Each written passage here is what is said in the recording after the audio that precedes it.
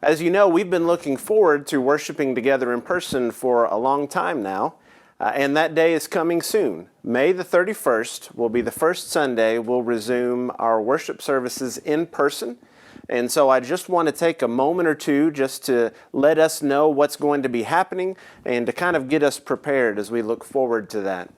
The first thing to notice is we're going to have some changes to the time and to some of the logistics surrounding our worship service. So our service will take place at 10 on the 31st, at 10 o'clock, and the door to the auditorium will open at 9:30. We're asking everyone to park in the north parking lot, and that's the parking lot that faces the hospital, closest to the hospital rather, and people will come in one door, and we'll kind of all go through one entrance into the auditorium. When you get to the auditorium, you will notice that there are some pews that have been taped off, and those are ones we want to avoid. We want to sit in the open seats, families sitting together. And we need children to stay with parents and families to stay together as we sit down.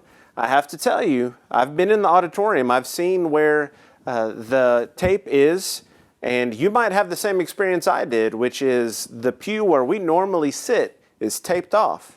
And that's going to be okay. We're going to be able to handle that. And so you might not sit in the exact space you always sit, but we're all going to be able to be flexible as we go through this together. And of course, we're all hearing the guidelines for maintaining our social distance and those sorts of things. We want to keep that in mind as we work together through this time. I look forward to the day where we have our schedule as usual. But what I think we're all learning is that's not going to happen immediately. That's going to be the end result of a journey that we're taking here. We're getting a step closer to that with our worship service on the 31st. So it starts at 10 and the door will open at 9:30. We would ask that you let us know you're coming to that worship service. That will also help us as we plan. And so I know there are a couple of different buttons on our website that might be easy for us to get a little bit confused, but there's a button there to register for the May 31st service. And if you're wondering if it's the right place to click, just look for May 31st and you'll be able to see that. What that will do is that will help us as we plan. We've got space and we've mapped out where people can sit, and there are several who've worked hard to make that ready to make those arrangements, and it'll be a big help if you can let us know that you're planning to be there. I would just additionally remind us that while we're excited to be worshiping together, we also want to take seriously what guidelines have been set out, especially about those who are at risk. And so if you are in an age group, or if you have another situation that puts you in an at-risk category, we would encourage you that we will still have our live stream. We'll still have other things online. We want you to do what's best for you. Now, I know that growing up worshiping, I knew what I was going to do on Sunday. And it's been really strange over the last few weeks not to know that I need to go somewhere on Sunday, to be worshiping from my home.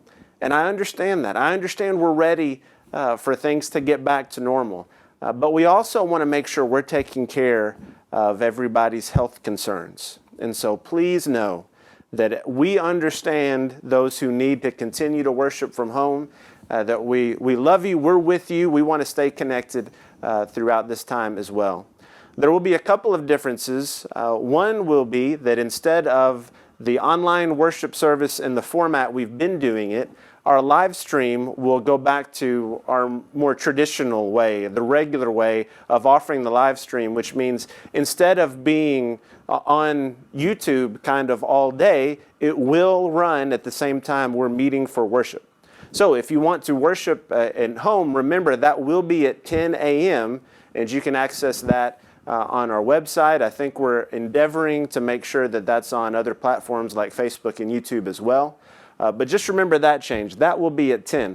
Our Bible classes and our Sunday evening sermon will still be in their regular schedule, what you've gotten used to looking for and finding.